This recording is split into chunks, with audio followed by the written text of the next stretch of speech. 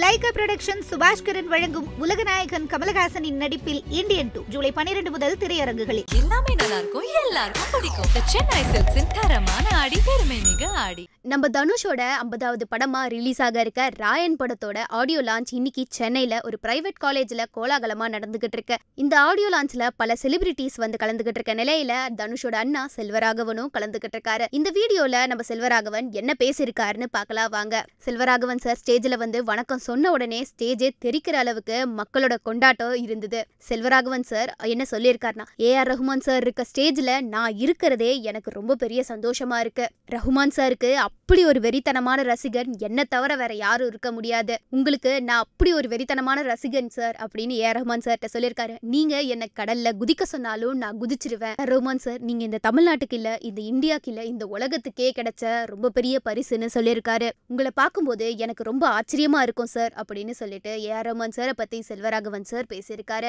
இதை தொடர்ந்து எல்லாருக்கும் தேவையான, அதாவது முக்கியமா அண்ணன் தம்பிக்கு தேவையான ஒரு அட்வைஸை கொடுத்திருக்காரு செல்வராகவன் சார்.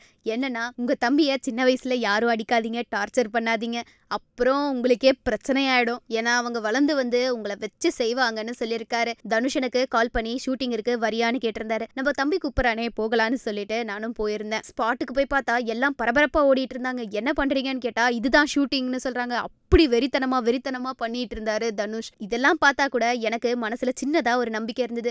நம்ம தம்பி தானே, அண்ணன்னு பார்த்து விட்டுருவாரு அப்படின்ட்டு.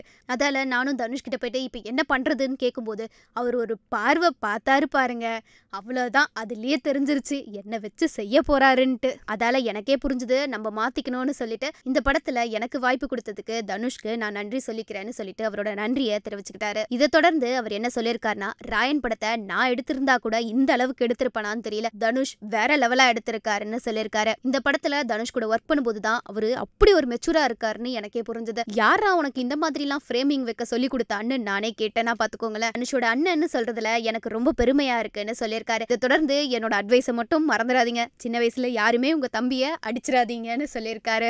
நம்ம தனுஷ் அண்ணன் மேல இருக்க மொத்த ரிவெஞ்சையும் இந்த படம் மூலமா எடுத்திருக்காரு போல இருக்கு.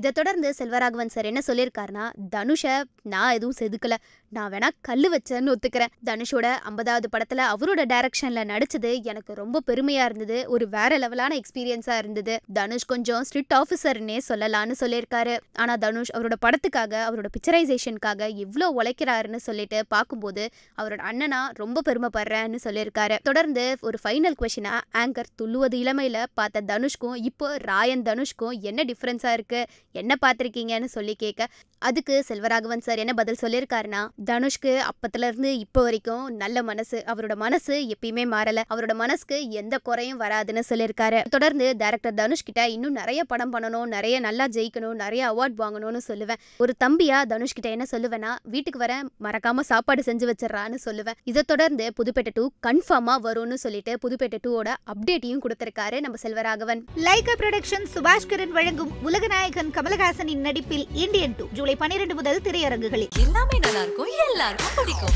சென்னை சில்க்ஸின் தரமான ஆடி, பெருமை மிக ஆடி.